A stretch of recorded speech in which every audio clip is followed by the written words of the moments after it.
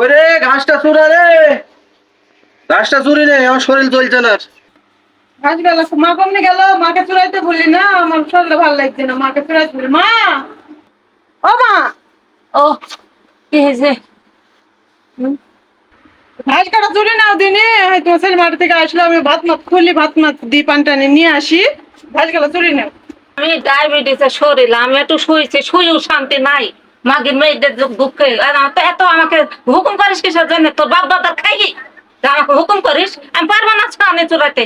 পারলে গরু পুষগা, না পারলে না পুষগা। টাকাটা গেল আমাকে গুনতে পারো, গুনি পিঠের বাড়ি দিয়ে আসা, মেয়ের বাড়ি দিয়ে আসা।